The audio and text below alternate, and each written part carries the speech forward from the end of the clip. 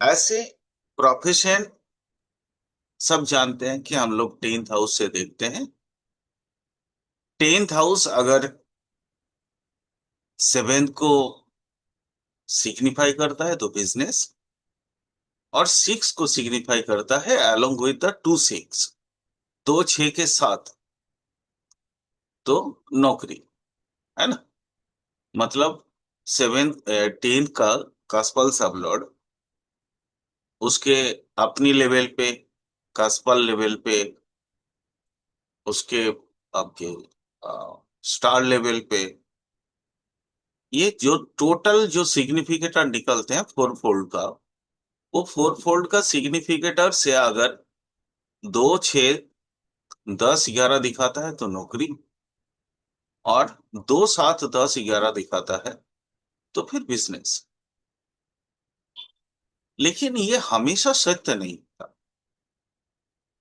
बहुत से समय ऐसा होगा, आप आपको दोनों मिलेंगे, दोनों मिलेंगे। जैसे 2 6, 2 6 7 10 11 मिल सकता है, 2 5 6 7 10 11 मिल सकता है। तो इस तरह से कई सारी चीजें आपको मिलेंगी। थोड़ा सा हम लोग समझने की कोशिश आज ये करेंगे, कृष्णमूर्ति जी ये 2 6 10 या 2 7 10 11 ही क्यों लिए? क्या कारण इसके पीछे? ऐसे तो बोलने के लिए बोलेंगे कि सेकंड जो कि एक्यूमुलेटेड मनी, 6 जॉब है, और 10 स्टेटस है, 11 आपका क्या बोलते हैं, इच्छा पूर्ति। वैसे ही 2 7 10 11 में भी सेम चीज आएगा, 7 बिजनेस होगी। लेकिन क्या 3 7 11 3 में क्या बिजनेस हो नहीं सकता? क्या 8 में बिजनेस नहीं हो सकता? बिजनेस तो हर एक भाव देता है। तो ऐसा क्यों कहा गया, ऐसा क्यों किया गया? आज थोड़ा सा इसको समझते हैं।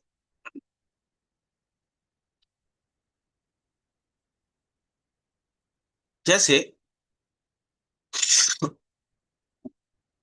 हम लोग अगर एक नॉर्मल एक कुंडली को समझते हैं, मैं इससे पहले हमने त्रिकोण के बारे में बहुत कुछ पढ़ा है, वैदिक में भी। और वो त्रिकोण केपी में कैसे फिट बैठ रहा है, उस चीज को आज थोड़ा सा आप लोग देखिएगा। 1 2 3 4 5 6 7 8 9 10 11 12। अगर ये जो एक नंबर त्रिकोण 1 5 9 का जो त्रिकोण, इसको वैदिक में हम लोग किस तरह से देखे थे, बताएंगे?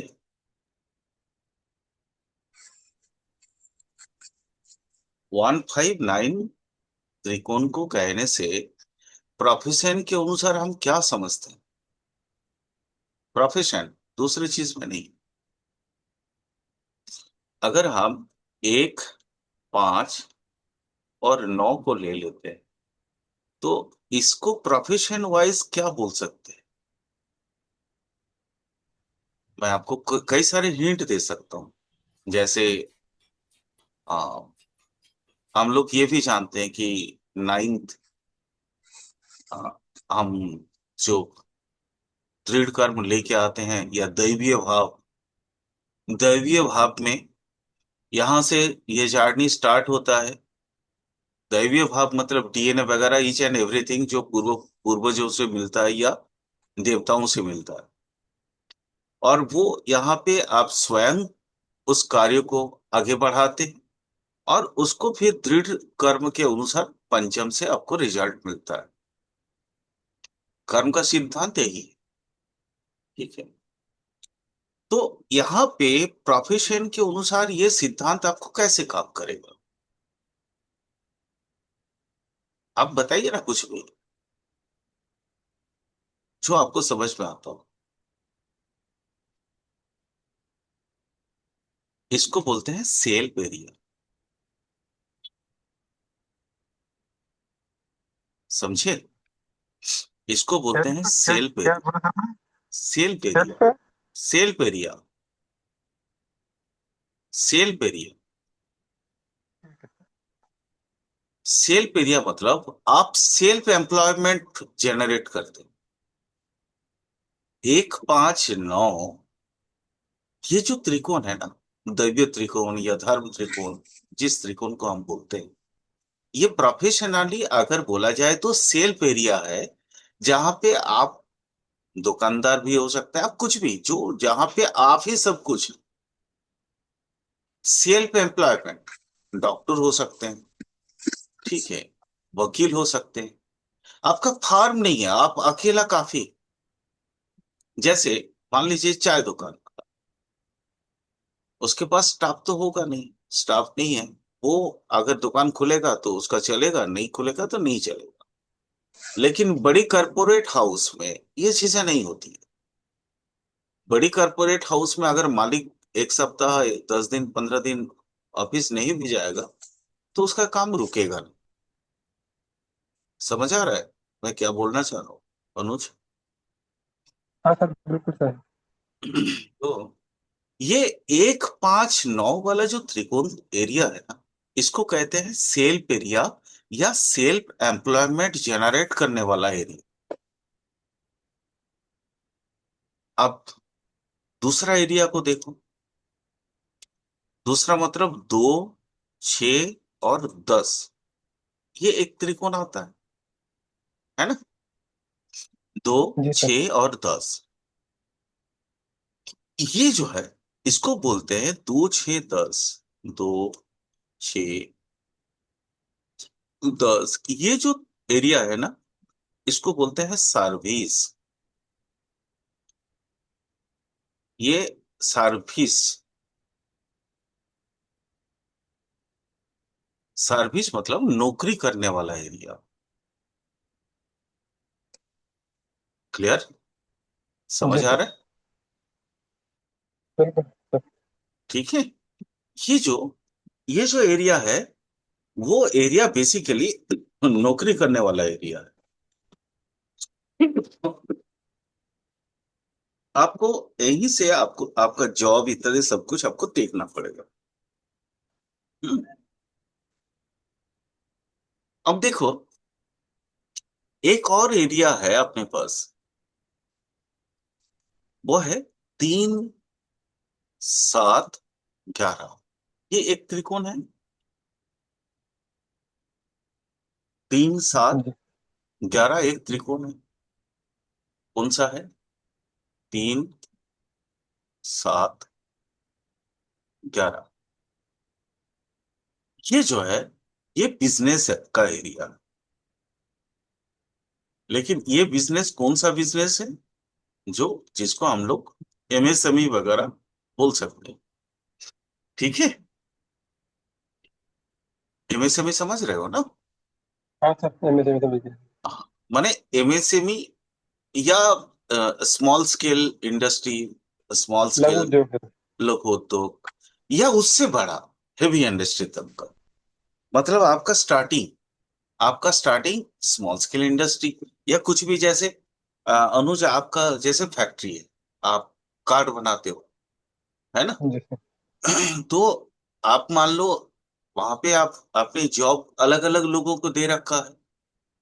एक दिन अगर आप अपना दुकान ऑफिस बंद भी कर दोगे तो आपका बहुत ज्यादा कुछ बिगड़ेगा। बात जी समझ सर। रहे हो? हाँ सर, बिल्कुल। है ना? लेकिन एक डॉक्टर जो प्राइवेट प्रैक्टिस करता है, वो अगर चेम्बर नहीं खुलेगा तो फिर उसका अर्निंग नहीं है। है ना? बिल्कुल सर।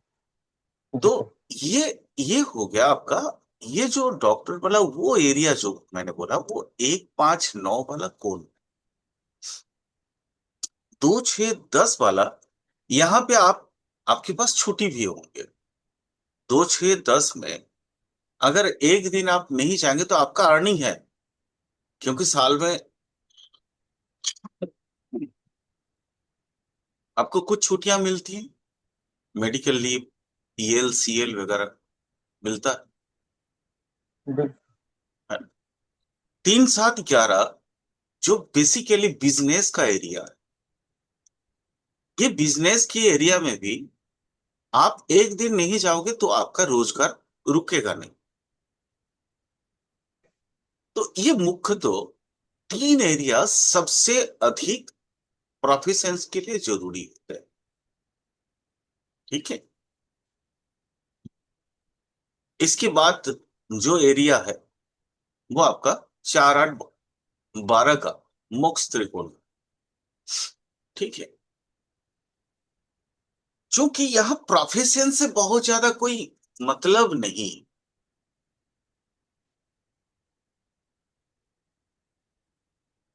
यहाँ मिली जुली वाला प्रोफेशन आता है। जैसे और आपका, आप टीचर भी हो सकते हैं, आप प्रोमोटर भी हो सकते हैं, बिजनेस भी हो सकता है। तो इसलिए मिक्स प्रभाव वाला हम नहीं ले रहे हैं अभी। क्लियर। तो 4 8 8 में हेवी इंडस्ट्री भी हो सकता है, 12 में हॉस्पिटल भी हो सकता है ना। तो ये मिक्स वाला जो 4 8 वाला 12 वाला जो कोण है, उसको हम नहीं ले रहे हैं, उसको हम साइड कर दे रहे हैं। लेकिन बेसिकली ये तीन कोण से आपको पूरी तरह से पता चलेगा कि आप कौन से ओरिएंटेड पर्सन, और वो कहां से पता चलेगा आपको? आपके लग्न की सिग्निफिकेटर से, है ना।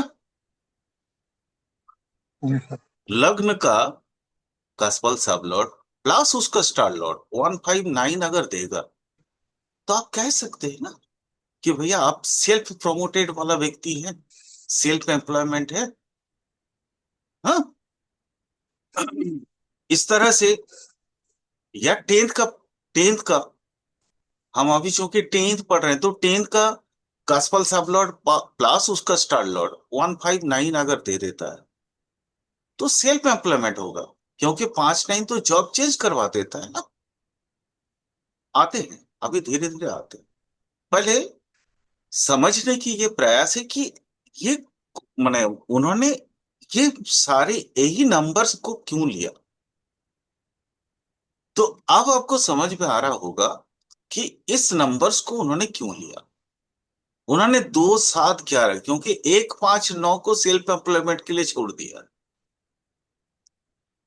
2 6 10 जो ये जो बेसिक जो कोण है, ये मैक्सिमम लोगों के लिए, क्योंकि ये जॉब जॉब ओरिएंटेड त्रिकोण है। 3 7 11 बिजनेस ओरिएंटेड त्रिकोण है। लेकिन बिजनेस ओरिएंटेड त्रिकोण होने के बाद भी पैसे की लेन देन होती है, इसीलिए उन्होंने 2 नंबर को भी एडॉप्ट किया। आप समझ में आ रहा है कि कौन सा एरिया से, मतलब मैं जैसे हमेशा बोलता हूं ना कि केपी वैदिक से अलग नहीं। तो जब केपी हम बहुत डेप्थ में पढ़ रहे हैं, तो आपको तो, मेरा तो ये उचित है, ये मेरा रिस्पॉन्सिबिलिटी दायित्व बनता है कि ये सर, चूंकि आप बार बार बोलते हैं तो आप लोगों के मन में ये प्रश्न हो सकता है ना कि वैदिक से अलग नहीं है, वैदिक का सूक्ष्म टूल है केपी। तो आप प्रूव तो करिए कभी। तो मुझे लगा कि आज आप लोगों को थोड़ा सा मैं इस बारे में थोड़ी जानकारी दे दूं, ताकि आप लोगों को कभी भी ये गलतफहमी ना हो कि केपी वैदिक से हट गए। नहीं, यहाँ चूंकि हम नक्षत्रिक दशा नहीं लेते, नक्षत्र का नक्षत्रीय दशा तो लेते ही हैं, विंशोत्तरी दशा लेते हैं। लेकिन वैदिक में जैसे अलग अलग सारी चीजें होती हैं, वहां पे बहुत सी, मतलब दिन मान रात्रिमान के बेस पे, कभी विंशोत्तरी, कभी अष्टोत्तरी, कभी 116 साल वाला जो दशा है वो भी लिया जाता है। तो वो चीजें नहीं यहाँ। केपी, चूंकि गुरु जी, मतलब कृष्णमूर्ति जी, सिर्फ विंशोत्तरी दशा को ही लिया, 120 साल में। और चंद्रमा की, अकॉर्डिंग टू चंद्रमा का पोजीशन या उसके डिवाइडेड के अनुसार उन्होंने आ, नक्षत्र और बाकी चीजों को, जैसे हम लोगों का वैदिक का जो कैलकुलेशन सिस्टम है सेम है। हम जैसे भाव चलित अलग से करते हैं, निरायन कुंडली ज्यादातर यूज करते हैं वैदिक में, उन्होंने यूज किया प्लासिडस को, मतलब जो पश्चिमी वाला भाव चलित भी उन्होंने यूज किया। मतलब जैसे हम लोग सायन प्लस निरायन को अयनांश के माइनस प्लस से जैसे जो बनता है, उसी हिसाब से भाव चलित कुंडली बनते हैं वैदिक में। उन्होंने प्लासिडस को वैसे ही यूज किया, राशि को स्थिर रख के भावों को बदल दिया।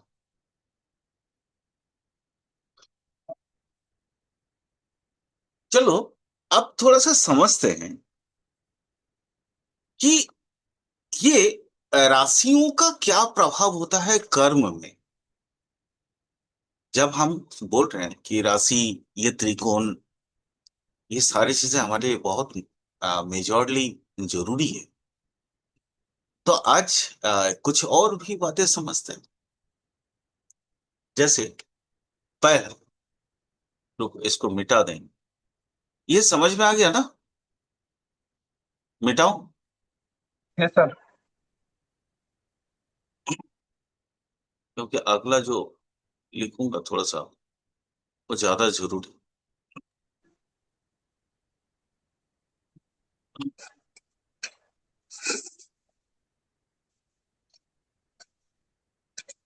आज लक्ष्मी मैम जी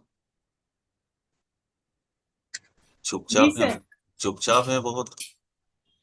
नहीं सर, इतने अच्छे से समझ रहे हैं और समझ में आ रहा है बहुत अच्छे से, इसीलिए शांत हूँ। अब हम लोग समझते हैं कि कर्म में या प्रोफेशन में ये राशियों का क्या महत्व होता है। क्योंकि ये दोनों चीजें आपको जानना बहुत ज्यादा जरूरी है।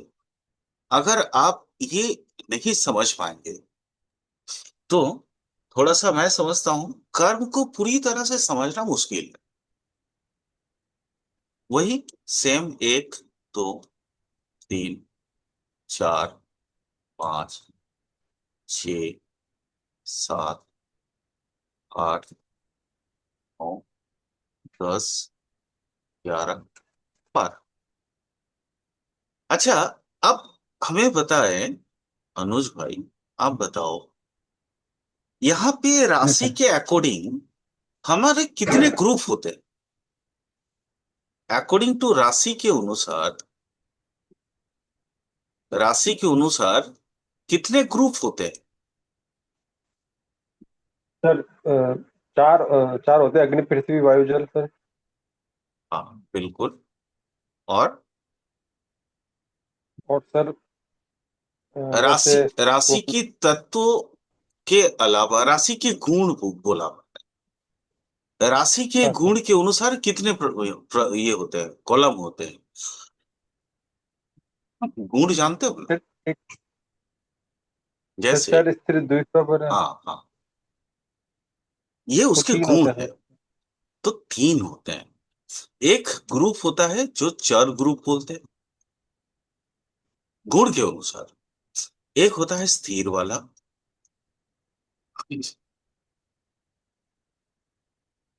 एक होता है दिशवा वाला।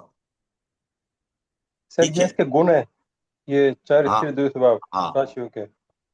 और सर जो जो अग्नि पृथ्वी वायु जल है वो क्या है सर? वो वो स्वभाव है। तत्व है, तत्व है। स्वभाव तत्व स्वभाव वो जिसे कहते हैं वो वो भी है।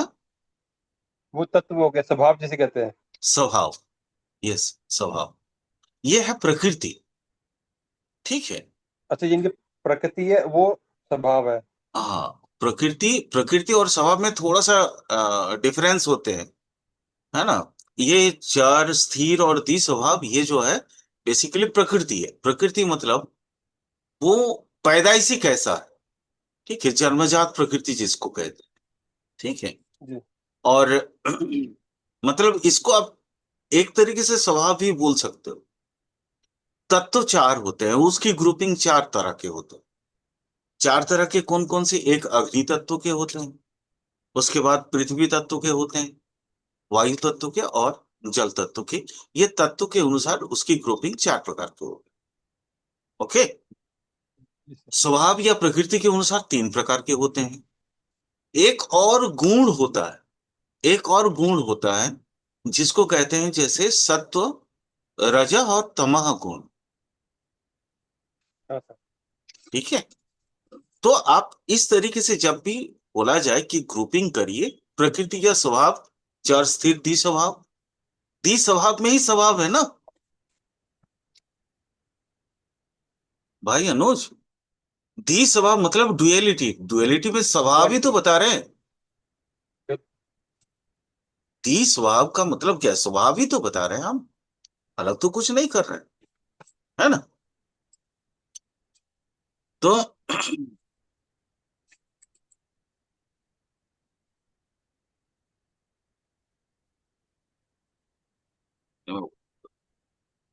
दी स्वभाव ये तो, यहाँ पे देखो, चर का मतलब क्या होता है? इसकी प्रकृति में क्या है? चलायमान। स्थिर का प्रकृति कैसा है? स्थिरत्व प्राप्त। और दी स्वभाव का प्रकृति कभी चर कभी स्थिर, वो अकॉर्डिंग टू डिग्री। तो चर, स्थिर और दी स्वभाव में, मान लो आपका टेंथ का कासफल सबलट चर राशि में चला गया। ध्यान से सुनना और आंसर भी देना। टेंथ का, ये जो टेंथ का कासफल सबलॉर्ड है, इसका, इस भाव का जो कासफल सबलॉर्ड है, वो चला गया मान लो आपका चर राशि में। तो इसके जो जो भी काम करेगा, प्रोफेशन कुछ भी हो, अभी प्रोफेशन वैसे नहीं देख, प्रोफेशन बिजनेस है या नौकरी है या सेल्फ एम्प्लॉयमेंट है, उसके लिए उपयुक्त कौन सा होगा? जो, जैसे अगर मान लो एक छोटा सा दुकानदार, तो उसका किस चीज का दुकान अधिक अच्छा से चलेगा, बताओगे? चर पटनारी का राशि में जो चलाए मानो कुछ नहीं, अगर एफएमसी, पटनारी का काम करेगा। एफएमसीजी, एफएमसीजी जो तुरंत चावल दाल, ये जो ग्रोसरी शॉप, हाँ, तब वो ग्रोसरी। ग्रोसरी वाला, क्योंकि वो चर, वो तुरंत माल आता है तुरंत खाली होता है, तुरंत माल आता है तुरंत खाली होता है। लेकिन जो किताब का बिजनेस करता है, उसके लिए वो सही नहीं है, क्योंकि किताब एक बार छप गई मतलब आपका तो ढेर लग गया ना। तो वो स्थिर राशि के लिए भले प्रयोग हो सकता है। क्लियर? समझ में आ रहा है? हाँ सर। इसमें सीएसएल को देखना है सर। सीएसएल को, एनसीएसएल। सीएसएल को देखना है, वो आगे और डिटेल करेंगे, चिंता मत करो। अभी एक प्राइमरी नॉलेज, ऐसा नॉलेज दे दे रहे ताकि आप लोगों को कभी भी कोई ना कंफ्यूजन ना हो। जैसे हम कभी कभी बोल देते हैं ना, अरे इसका जॉब यहाँ पे, ये देखो चर राशि में है, तो और वायु तत्व के है, वायु तत्व के तो ये पायलट होगा, ऐसे हम बोल देते हैं, है ना। लेकिन जी सर। हो सकता है आप मुझे, मतलब मेरे साथ दौड़ना होगा, क्योंकि जब प्रैक्टिकल करेंगे तो आपको भी तो मेरे साथ दौड़ना होगा। तो ये चर, चर राशि के साथ हम जोड़ेंगे तत्व को। तत्व, जी। तत्व में कौन कौन सी तत्व आते हैं? अग्नि तत्व, पृथ्वी तत्व, वायु तत्व और जल तत्व। अब अग्नि तत्व में कौन कौन सी राशियां आती है? वहां पे चार ग्रुपिंग है। अग्नि तत्व में जी आता है मेष, सिंह और धनु। धनु। जी सर। ठीक है, तो धनु द्विस्वभाव राशि है। धनु द्विस्वभाव राशि है। जी तो द्विस्वभाव प्लस तत्व, अब वहां पे कंफ्यूजन पैदा होगा, इसलिए इसको थोड़ा सा बाद में समझेंगे। पहले हम चर और स्थिर को समझ लेते हैं। एक बार चर और स्थिर समझ जाओगे तो द्विस्वभाव भी समझ में आ जाएगा, क्योंकि पहला 0 डिग्री से लेकर 15 डिग्री चर है द्विस्वभाव में, अल्टीमेट वहां पे भी चर और स्थिर ही है, और 15 डिग्री से लेकर 30 डिग्री तक स्थिर है। तो चर में अगर पड़ेगा, द्विस्वभाव का चर में पड़ेगा, यानी 0 से 15 डिग्री, तो फिर चर वाली बात हमको समझ में आ जाएगा। और स्थिर जो 15 डिग्री से लेकर 30 डिग्री में आता है तो हम स्थिर वाली बात समझ जाएंगे। क्लियर? इसलिए द्विस्वभाव को ना समझ के हम चर और स्थिर को ही ज्यादा समझने की कोशिश करें। अब ये अग्नि तत्व का एक बड़ा गुण होता है, अभ्यंतरीण या अंदरूनी गुण। अग्नि तत्व का एक स्पेसिफिक क्या है, जिन जिन कामों में आपको स्किल की आवश्यकता, बहुत ध्यान से सुनना,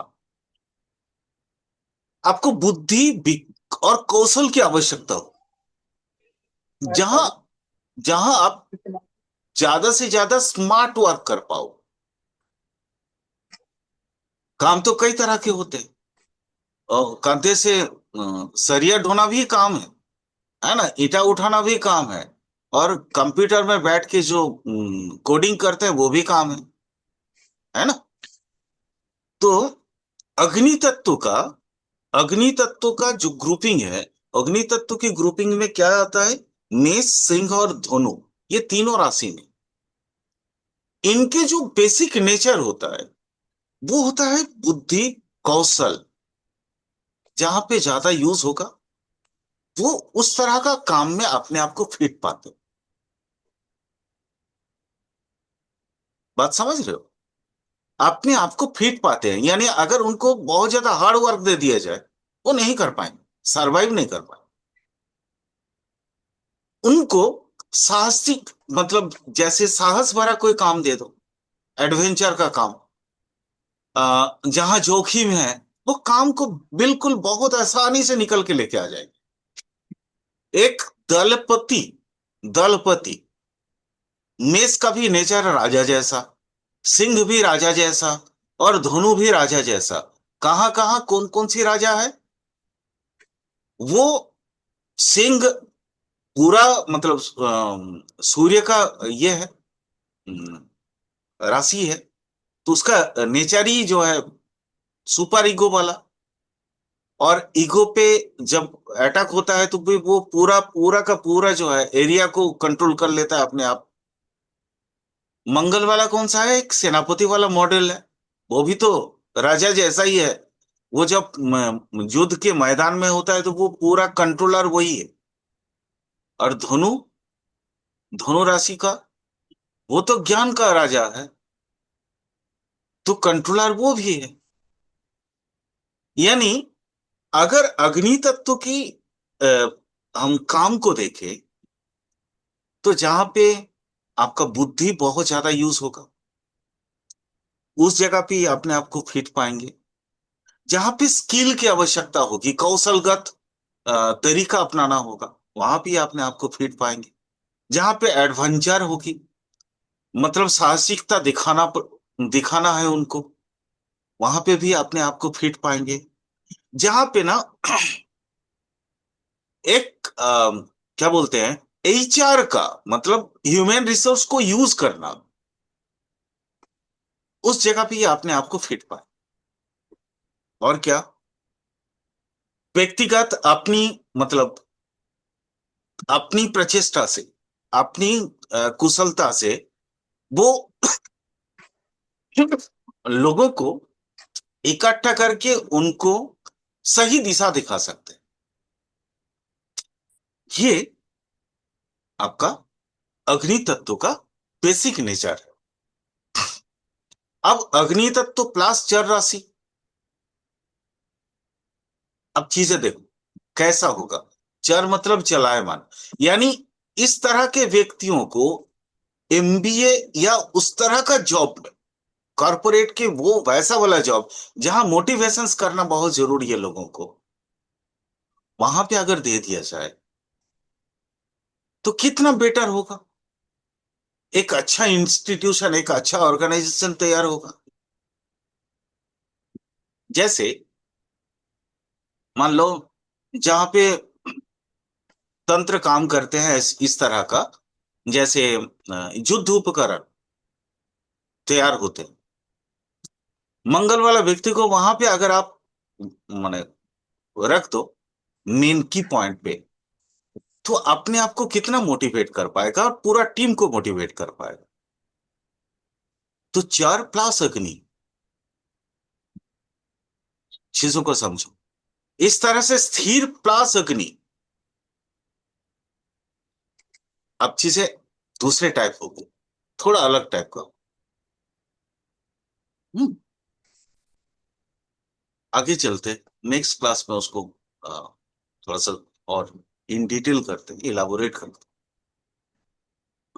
तो 4+ अग्नि तत्व की राशि में जैसे, मतलब वो एक जगह पे अगर उसको आप फिक्स बैठा दोगे तो भी उसका दिमाग हर समय चलना चाहिए। मतलब इस छोर से उस छोर उसका दिमाग चले, वाले शरीर बैठा रहे, तो भी उस काम को वो बखूबी निभाएगा। और उसका काम, मतलब प्रोफेशन और पैशन दोनों एक रहे, यानी आपका ग्रॉस इनकम ज्यादा होगा, ग्रॉस वैल्यू ज्यादा होगा, काम का सेटिस्फेक्शन भी मिलेगा, और जहां पे काम करेगा उस ऑर्गेनाइजेशन को भी बहुत ज्यादा सेटिस्फेक्शन मिलेगा, क्योंकि आउटपुट बहुत ज्यादा होगा। समझ आ रहा है अनुज, किस तरीके से प्रोफेशंस को समझना पड़ेगा? ठीक है। जी तो सर। इसी तरीके से प्रोफेशन को समझना, और चूंकि हमारे पास मैक्सिमम लोग यही प्रश्न लेके आते हैं, इसलिए आपको ना बारीकी से चीजों को अध्ययन करवा रहे हैं हम। ठीक है, चलो नेक्स्ट क्लास में स्थिर और चर को समझते हैं, यही स्थिर और ये अग्नि राशि को। और अच्छा, ये जो दो ग्रुप जो मैंने दो ग्रुप किए थे, एक इसको थोड़ा सा थोड़ा बता देता हूँ। एक चर ग्रुप था, है ना, स्थिर था। और दी स्वभाव को भी थोड़ा सा बता देता हूँ। स्थिर, ये एक ग्रुप, और दी स्वभाव वाला, ठीक है, ये एक ग्रुप। इसका कुछ चीजें हैं, थोड़ा सा इसको भी आप लोग जान लीजिए। हाँ, क्योंकि बोलते बोलते कभी भूल भी जा सकते हैं, तो नेचुरली इसको एक बार क्लियर करवा देते हैं। अच्छा अनुज बताइए, चार राशि में आपके कौन कौन से राशि आती हैं?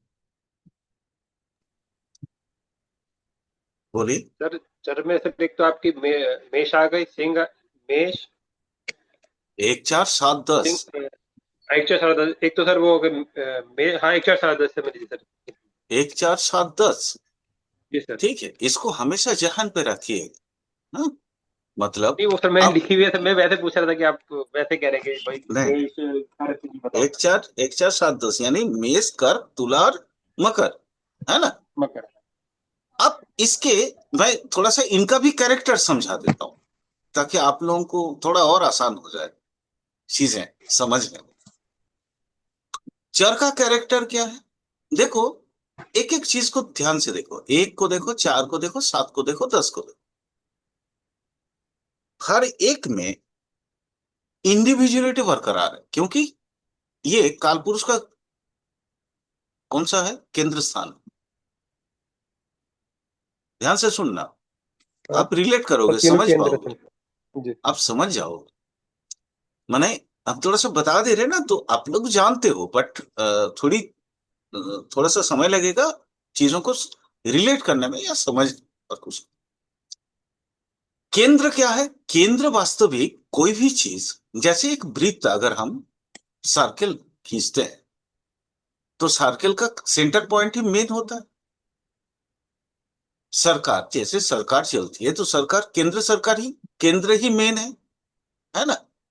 आपका जैसे जॉब या आप जैसे बिजनेस करते हो, तो आपका जो बिजनेस का जो सेंटर पॉइंट है वही मेन है, वहीं से आप माल चारों तरफ भेजते हो। ये जी सुन सर। लो, यस सर।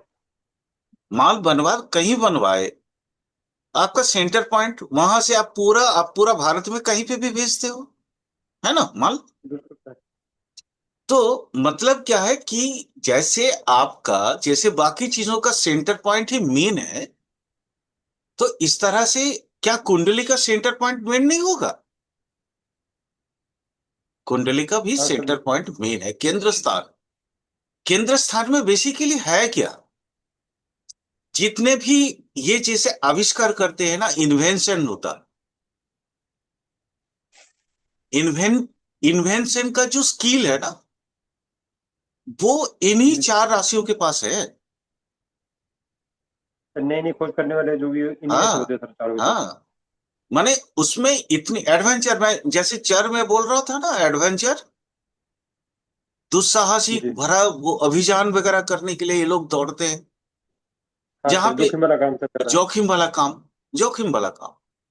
तो चर जो है ना, आप जैसे देखो देखो चर, आप चर को जोड़े, साथ में अग्नि तत्व को जोड़ दिए, तो चर, चर में क्या है, मौलिकता है, इंडिविजुअलिटी है, हाँ, और उसके पास बहुत ज्यादा उद्भावनी ताकत है, उद्भावनी एनर्जी या शक्ति है, नई नई चीजें बनाना, जैसे युद्ध पोत, नया आर्टिलरी गन, माने नया नया चीज, यंत्र, और मिलिट्री माने डिफेंस वाला इक्विपमेंट। चार प्लस अग्नि राशि, कितना अच्छा मेल खा रहा है, बिल्कुल सर। समझ रहे हो? इस तरह से ये हुआ आपका चर का मैटर। ओके, तो स्थिर का भी तो कुछ कैरेक्टर है। स्थिर का कैरेक्टर बताओ तो आप, जो कि मैंने आपको ऑलरेडी चीजें समझा दी है, तो स्थिर का क्या कैरेक्टर हो? तो बैठ मैम के काम बोल, करने वाला सर। हाँ, क्या बोले, फिर से बोलो। जैसे बैठ के काम करने वाला, सिर्फ एक कुर्सी पे बैठने वाला सर। पेशेंस वाला काम, जी पेशेंस ठीक। वाला काम, जो स्थिर राशि का मेन मैटर होता है पेशेंस। ठीक है, अब मानो अग्नि राशि, वहां पे भी उद्भावनी क्षमता है, ताकत है, उसके क्षमता को ले लो, और स्थिर की क्षमता को डाल दो उसके अंदर। मैं प्लानिटरी लेवल पे अभी नहीं गया, जी प्लैनेट क्या है क्या नहीं है वो तो आपको आपको चीजों को और ग्लोरीफाई करने में मदद करे, लेकिन सिर्फ राशि तत्व को समझो, राशि के गुण और राशि तत्व। अब गुण, स्थिर वाला पेशेंस वाला गुण चला गया किसके अंदर, अग्नि के अंदर, साइंटिस्ट बनेगा ना। पेशेंस बिल्कुल ध्यान से, बिल्कुल एकदम। साइंटिस्ट बनेगा या नहीं बनेगा?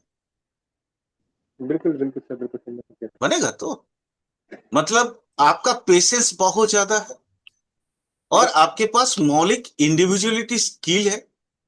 आप मतलब वो अग्नि तत्व का जो जोखिम लेने का जो ताकत है वो आपके पास है।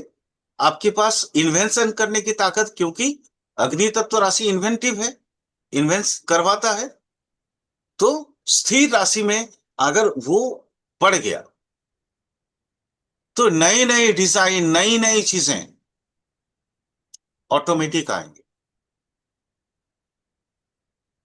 यहां हम कैसे समझेंगे? आपका 10th का जो कासफल साल होगा, वो किसी ना किसी राशि में बैठेगा, कोई ना कोई प्लैनेट होगा पहला। तो प्लैनेट के कारकत्व तो लो। अभी आपके पास अगर कुंडली है, रेडी कुंडली, आप अपना कुंडली आप खोल के रखे हो, सॉरी, तो आप अभी तुरंत के तुरंत देख पाओगे कि आप जिस काम के फील्ड में हो वो काम का फील्ड ही आपका सर्वोत्तम फील्ड है। पेशेंस प्लस आपको और क्या चाहिए ना, दृढ़ता चाहिए होती है। हमें करना ही है, डू एंड डाई वाला कंडीशन स्थिर राशि के अंदर ही मिलता है, और कहीं नहीं मिलता। हमको करना है मतलब करना है। ये जो जिद्दीपन, ये जो दृढ़ता है, इस स्थिर राशि के पास है। तो मतलब आपके पोटेंशियलिटी बहुत अच्छा हो गया। तो सबसे पहला देखिए कासपाल सबलर्ड कौन है, वो किस राशि में बैठा है, ये ग्रुपिंग में डालिए। कौन सी राशि में बैठा है? पहला तो जो राशि में वो चर स्थिर वायु जल, अग्नि जल वायु कुछ ना कुछ में होगा, प्लस उसके बिल्कुल सर। अंदर डालिए चर स्थिर द्विस्वभाव वाला करेक्टर, आपका आंसर मिल जाएगा। प्रोफेशन को बहुत ज्यादा, प्रोफेशन लोग देखते देखते थक जाते हैं ना, फिर भी प्रॉपरली बोल नहीं पाते, क्योंकि उनको तरीका समझ नहीं आता। आप तरीका बिल्कुल समझ सर। लो, आपको बहुत आसानी से आप निकल सकते हो हर चीज। क्लियर? समझ आ रहा है? तीसरा, अब द्वि स्वभाव को भी, स्थिर को समझ गए, जी सर। अब द्वि स्वभाव को भी समझते हैं। द्वि स्वभाव का क्या है? द्वि स्वभाव जो है ना, इसका खुद का कुछ नहीं है, नथिंग एल्स। ये दूसरा कोई आइडिया देता है, उस आइडिया पे काम करने वाला राशियां होती हैं द्वि स्वभाव राशि। ये भी तो चार राशि है। कौन कौन सी है? 3, 6, 9, 12। 3, 6, 9, 12। देखो तीनों में ही कहीं ना कहीं अ, अपना कम है। जैसे 3 मिथुन, दूसरे की माने मिथुन का सबसे कमजोर पार्ट क्या है? दूसरे के बातों पे कान से सुनना और उसी पे अमल करना। कन्या भी वही है, धनु भी वही है, गुरु ने जो बोल दिया बस वही बोल दिया। यानी ये लोग दूसरे के अधीन रह के काम करने में बहुत बहुत अपने आप को कंफर्ट महसूस करते हैं। ओके, ये तीन का सर आपकी कैरेक्टर आवाज समझ से गए? ना कट कट के आ रही है सर। हो सकता है नेटवर्क थोड़ा डिस्टर्ब हो। ठीक है। अभी कैसा है? हेलो? अच्छा, यानी कि सर ये जो द्विस्वभाव वाले, हाँ सर ठीक ठीक है सर। सर ये जो द्विस्वभाव वाले हैं ये सब अंडर, किसी के अंडर में काम करते हैं सर, एक तरीके से कहने का जी मतलब ये है। जी। तो कह सुनने वाले का नहीं, बुद्ध और गुरु। हाँ, कहने का मतलब है कि किसी दूसरे के अधीन काम करने में इनको कंफर्ट फील होता है। ठीक है। अच्छा ठीक है। लेकिन अब हमको वो भी समझना है ना, राशि, ये तो अब राशि के नेचर को समझे, तत्व को भी तो समझना है। जी। अब तत्व में कौन कौन सा, एक तो हम अग्नि को समझे थे, अब हम समझते हैं पृथ्वी। पृथ्वी तत्व का नेचर क्या है? जी आप सब जानते हो, एक बार बताओ मुझे, पृथ्वी तत्व का नेचर क्या है? ये तो तीनों तीनों तो समझ गए ना, चर स्थिर और द्विस्वभाव, इनके कैरेक्टर समझ जी में आ सर। गए। अब आप मुझे बताओ, अ, अग्नि तो पिछले क्लास में हो चुका है, तो आप पृथ्वी को बताओ, पृथ्वी को बताओ, अच्छा, पृथ्वी राशि का सर क्या पृथ्वी को नेचर सर है? बैठ के काम करने वाले, मतलब कि आराम से जहाँ बैठ जाए वहीं काम करने, मतलब कि सर पृथ्वी राशि वाले सर एक बता, तरीके से थोड़े से बोलो। जिद्दी टाइप के होते हैं, जहाँ बैठ जाते हैं वहीं उनको आराम चाहिए सर, सबसे ज्यादा। नहीं ये तो ठीक है, माने इनका नेचर में दो, एक अवगुण है। सर ये जो पृथ्वी राशि वाले, मैं समझ रहा हूँ, समझ रहा हूं। एक तो इनके पास अवगुण है, ये लोग आराम प्रिय है। ठीक है। तो इनको ना बहुत ज्यादा, जी। अगर हम कौशल वाला काम दे दे, स्किल का काम दे दे, तो ये नहीं कर पाए। इनके लिए, अच्छा, सर पृथ्वी वालों को सर। हाँ इनके लिए पॉसिबल नहीं है। इनको ना भारी मोटा काम चाहिए। जैसे ग्रोसरी शॉप ये चला नहीं सकते, लेकिन वही ग्रोसरी का डिस्ट्रीब्यूटरशिप बहुत आराम से कर लेंगे लोग, क्योंकि वहां पे भारी मोटा चीज आप आप बोल दिए, आप मान लो ग्रोसरी दुकानदार क्वांटिटी हो, वाला काम। क्वांटिटी वाला काम। ठीक है, तो इनको ना क्वालिटी से मतलब नहीं है, इनको क्वांटिटी से मतलब। नहीं सर, 1-1 किलो चीनी नहीं देंगे भाई, 100 किलो का कट्टा ले जाओ फटाफट, हाँ कोई हाँ दिक्कत नहीं। हाँ, 100 किलो का आराम से बोरा उठाओ, लेके चल जाओ। लेकिन 1 किलो देने में तो चर वाला काम आएगा ना, वो चर का जी। काम है। लेकिन स्थिर का काम पूरा मोटा दे दो भैया, एक बोरा या 2 बोरा या 5 बोरा ले जाओ।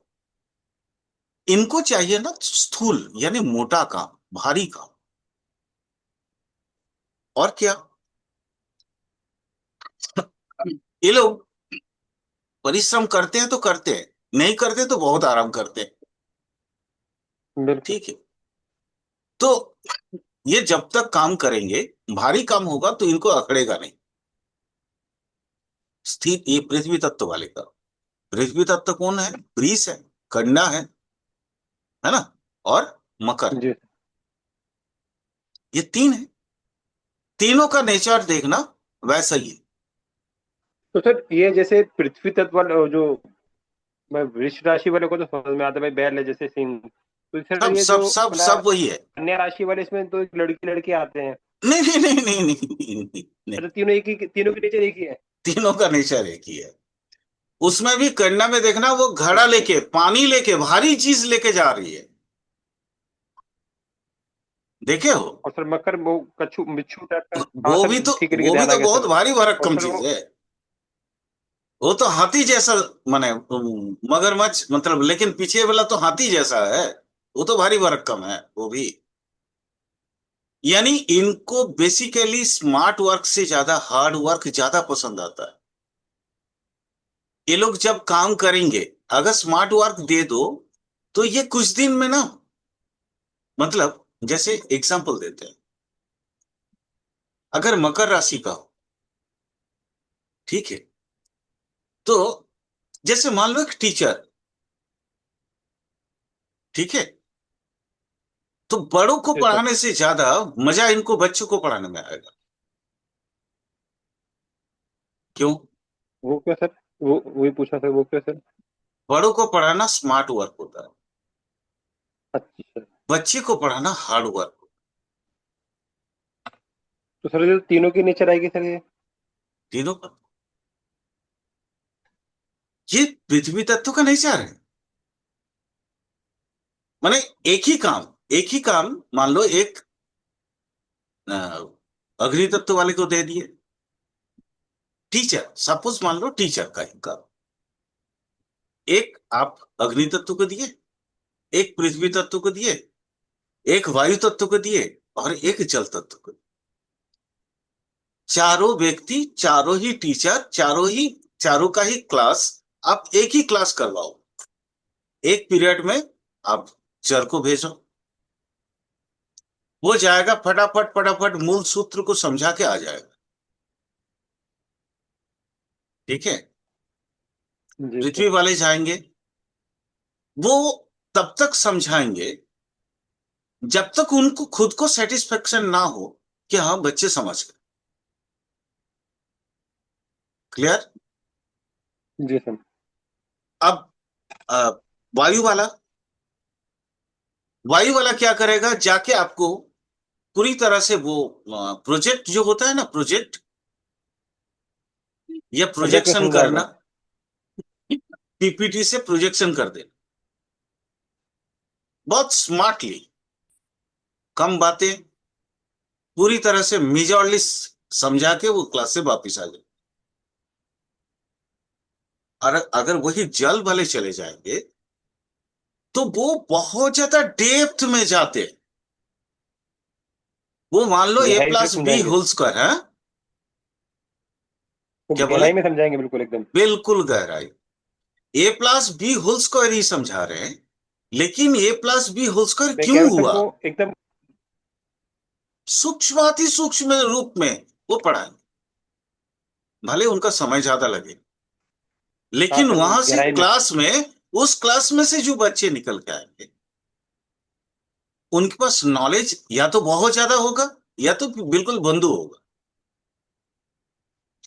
अगर वो बच्चे टेकअप कर पाए, समझ ले उनके बातों को, तो फिर तो वो जीनियस निकले। लेकिन वही चार ये अग्नि वाले और आपके वायु वाले बच्चे समझेंगे और स्मार्टली अपना काम, अपना रिजल्ट भी निकल के लेके चले। अब समझ में आया चारों का काम का डिफरेंस क्या हाँ है? तो मैं यानी कि बिल्कुल सर, एक पृथ्वी वाले रह जाएंगे, बाकी तीनों में फिर भी अच्छा रहेगा सर। हाँ नहीं, पृथ्वी वाले भी अच्छे से पढ़ाएंगे, ऐसा नहीं कि नहीं पढ़ाएंगे, बट उनको ना, माने उनको खुद ही जो है थोड़ा सा कंफ्यूजन होगा। जल्दीबाजी करेंगे सर एक तरीके से। जल्दीबाजी नहीं भाई, पेशेंस है, उनके पास पेशेंस अच्छा बहुत है। लेकिन उनको खुद ही जो समझ में नहीं आता है ना क्या पढ़ा रहे हैं, अच्छा थोड़ा अच्छा। कंफ्यूज दिमाग। ठीक है, ये कौशल वाला चीज उनके पास नहीं है, स्किल नहीं है। मैंने बोला ना भारी काम दे दो। वही जैसे डंडी मारना जानते हो? आजकल तो होता नहीं, नहीं। पहले पहले जमाने में होता था। पहले तुला दंड दूसरा तरह का होता था ना, आजकल तो सब डिजिटल जी। है ना। तो ऐसे करके ऐसे कर देता था वो। अरे जो हाँ वजन, वो तराजू टाइप का, तराजू हाँ तराजू। तराजू तराजू, तराजू में ऐसे कर देता था, उसी में 50-100 मार लेता था। ठीक है। हाँ सर ठीक है। तो वो तरीका, वो स्मार्ट तरीका चार और वायु के पास होगा, ये माने अग्नि और वायु के अच्छा पास होगा। ठीक है। लेकिन पृथ्वी के पास और जल के पास वो क्वालिटी नहीं। मतलब समझ रहे हो, थोड़ा सा आइडिया लगा के नया चीज कर देना। ठीक। क्लियर? चलो इसको थोड़ा यस सा सर। और समझ लेते हैं। तो हम, आप पृथ्वी को समझ गए, थोड़ा इन डिटेल इलाबोरेट करके थोड़ा सा मैं वायु को समझता हूं। जैसे एक ज्योतिष में कहावत हम लोग के, हम खास करके हमारे बैच में होता था। हम लोग किसी वकील का जब भी ये मिलता था, बार चार्ट मिलता था, हम लोग देखते थे क्या उसके टेंथ कासपाल साबलॉर्ड के साथ अ, वायु राशि का कोई संपर्क है या नहीं। मतलब ये हम लोगों का एक ये होता था, क्या बोलते हैं उसको, रिसर्च जैसे होता है ना, बच पढ़ते पढ़ते स्टूडेंट यस ग्रुप में। हाँ, जी। तो हम लोगों का भी ये यस। होता था। कारण क्या है, वो वकील उतना फेमस होगा जिसका 10 CSL और 6 CSL वायु राशि में हो। सुन के थोड़ा आश्चर्य लग रहा है ना, लेकिन ये वास्तव है। तो अब इसके नेचर को थोड़ा समझ लेते हैं। किसका? अपने वायु वाले का।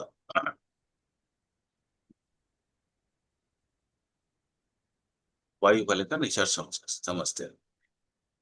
जितने भी ब्रेनल वर्क, जैसे हमने अभी पहले बोला था स्मार्ट वर्क, जितना भी ब्रेनल वर्क, साइंस का जितना काम,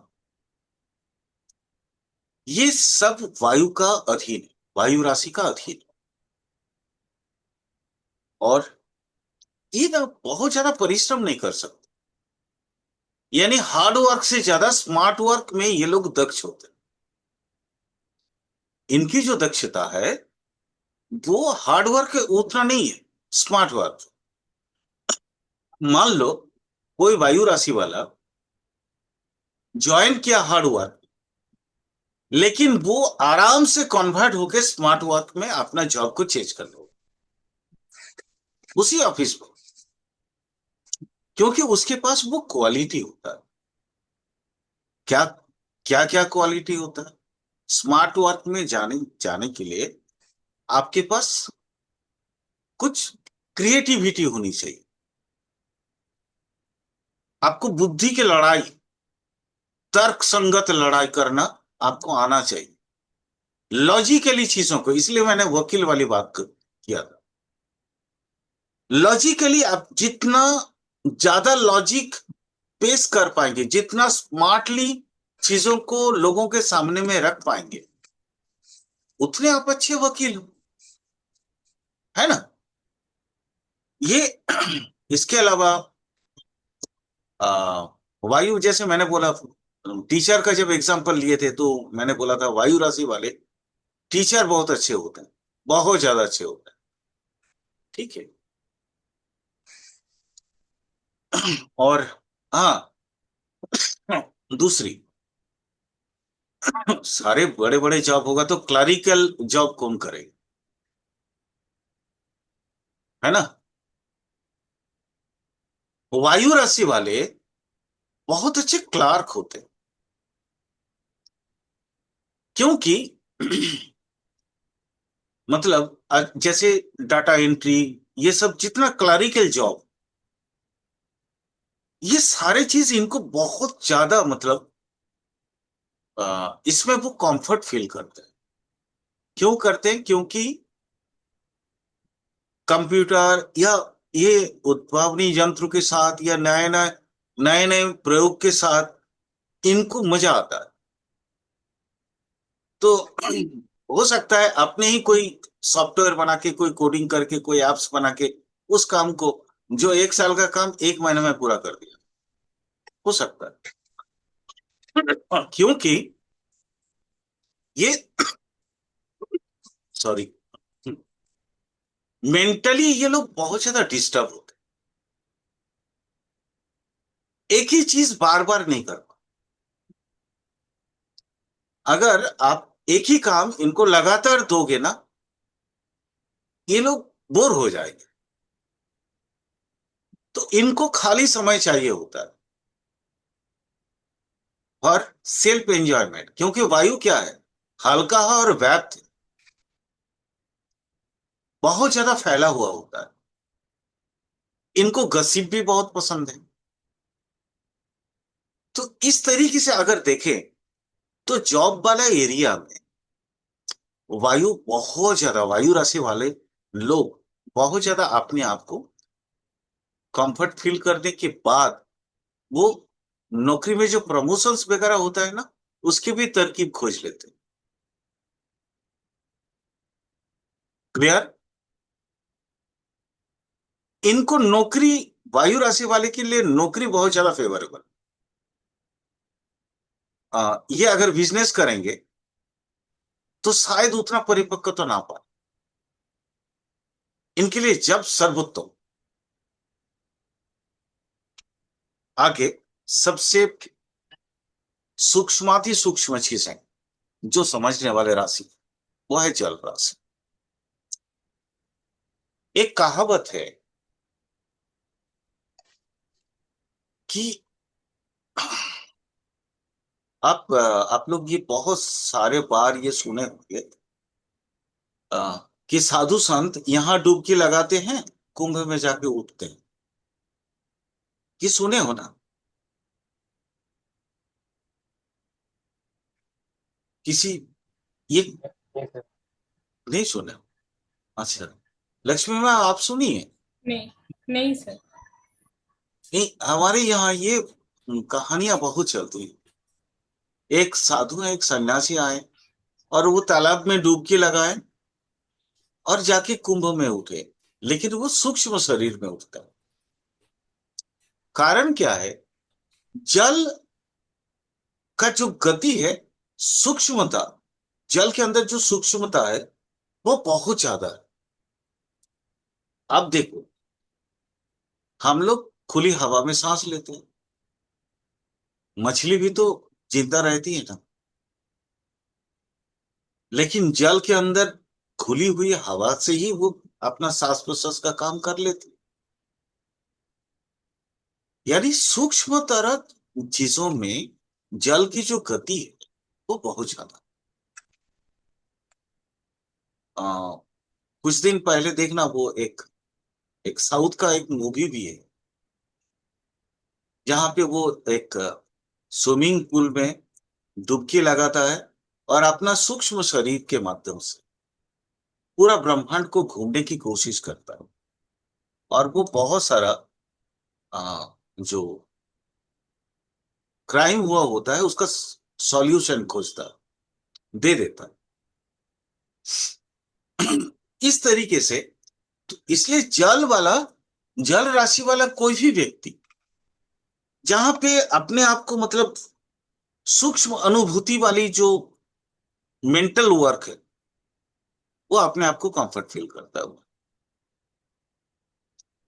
जैसे सिनेमा, है ना, ड्रामा, लिटरेचर, सूक्ष्मता यहीं पे है। वो इस तरह से लिखता है कि जैसे आपके सामने में ना एक पूरा का पूरा पिक्चर निकल के जाता है। तो साहित्यिक, जो बड़े बड़े साहित्यिक, ये जल राशि के अधिकतर होते हैं। बड़े कवि, जहां पे आपकी जो सोच है, वो सोच बहुत ज्यादा सूक्ष्म रूप में आ, आप समझ रहे हो, फील कर रहे हो, और उसको लोगों तक पहुंचाना है। तो कितने माध्यम है पहुंचाने के? ये यही माध्यम है। साहित्य माध्यम है, सिनेमा माध्यम है, ड्रामा, नाटक, है ना। आपका वो स्ट्रीट, रास्ते पे जो पहले पहले के दिन में होता था, छोटी छोटी नाटिकाएं, वो सब भी, अ, गाना, है ना, नृत्य गीत, बजाना वगैरह, जहां पे आपके सूक्ष्म अनुभूति को आप प्रकट कर सकते हैं दूसरे की सूक्ष्म अनुभूति तक पहुंचने के लिए। आप हम जिस समय की ये एस्ट्रोलॉजी की बात कर रहे हैं, जब एकदम पराशर जी का समय या उससे पहले अत्रि जी के समय से ही लेते, उस समय एक हर एक ज्योतिष जो है ना, वो इतने मंत्र में इतने पारंगत होते थे कि मंत्र के माध्यम से वो चीज शक्ति को निर्माण कर पाते थे। और चीज शक्ति मतलब आपके आत्मा की जो सूक्ष्म रूप है, ये जो होल एनर्जी, जितने ये पंच तत्व की जो एनर्जी लेवल है, वो आपके वश में होता है और आप कहीं पे भी उस चीज का प्रयोग कर सकते हैं। एक ज्योतिष का काम हमेशा होता है लोगों का रक्षा करना, किसी को अनिष्ट करना। तो पहले क्या होता था, देवता लोग या गुरु लोग आशीर्वाद देते थे कि तुम जब तक इस विद्या को लोगों की भलाई के लिए काम करोगे, तब तक तुम इस विद्या के अधिपति यानी विद्यापति। अगर किसी समय तुम्हारे अंदर लोभ आ गया या किसी का अनिष्ट किया, तो ये विद्या की ये जो चेतना है तुमसे दूर हो जाए। ये भी सूक्ष्म शरीर देखना। कोई भी लोग श्राप देते हैं, मुनि ऋषि, आप लोग टीवी सीरियल वगैरह में देखे हो, श्राप या वर दे रहे हैं तो ऐसे जल उठा के ऐसे करके छिड़क देते थे। ये तो देखे हो, है ना। तो ये जो जल है ना, आपकी एनर्जी को लेके या एनर्जी लेवल के साथ, ये जल की सूक्ष्मता आपको एक बृहद पावर के रूप में दिखाता है। इसलिए जल राशि के व्यक्ति को हमेशा कोई मामूली मत समझना। खास करके अगर बृहस्पति किसी व्यक्ति के जल राशि में, तो वो व्यक्ति भगवान का एक दूसरा रूप जैसा। केतु अगर जल राशि में, तो वो व्यक्ति जो है ना, मतलब उसके सूक्ष्म अनुभव या सूक्ष्म अनुभूति ईश्वर तक पहुंचती है, और वो ईश्वर के नजदीक होने वाले लोग होते हैं, नजदीक रहने वाले लोग।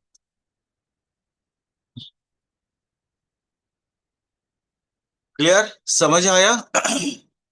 यानी हम घूम फिर के वो मोक्ष मोक्ष भी बता दिए, है ना, मोक्ष त्रिकोण का भी। चलिए अब टाइम है, बोलिए बोलिए लक्ष्मी मैम। नहीं नहीं सर, एक्सीलेंट सेशन सर, बहुत अच्छे से आपने समझाया सर। कुछ और भी चीजों को अभी थोड़ा सा और टाइम है, इसलिए थोड़ा और बताएंगे। जैसे अब आपको कैसे किस तरीके से समझना कि उसका जॉब क्या होगा, उसकी क्या चीजें होंगी। तो सबसे पहले आप प्रोफेशन वाला,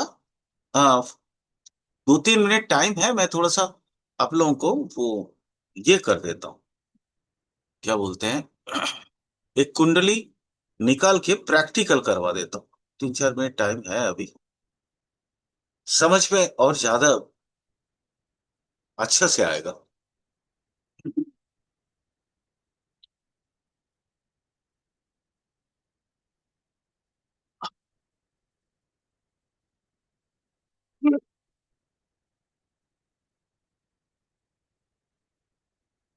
कैसे, हम कौन सी किस तरीके से देखेंगे, उसके बाद फिर कल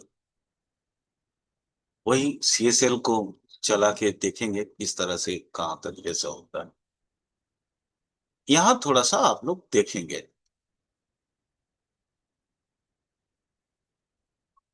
देख, 10th सीएसएल कौन सा है? देखिए, 10th सीएसएल कहाँ पड़ा है, देखिए सबसे पहले कुंभ में।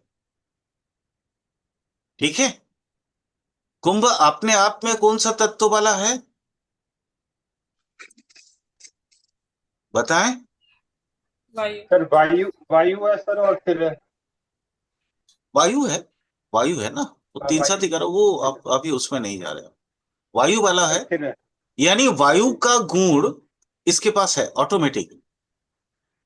अब तो स्मार्टनेस। हाँ, स्मार्टनेस ऑटोमेटिक के लिए। अब देखिए, कास्ट 10th का सब लॉर्ड कौन है, राहु। तो smartness plus Rahu, computer world. ठीक है, कंप्यूटर वर्ल्ड आपका एकदम तुरंत का तुरंत माइंड में ये चीज आनी चाहिए। अब देखिए राहु पे चले जाइए, राहु क्या क्या दिया है, देखिए 2, 10, 8, 11,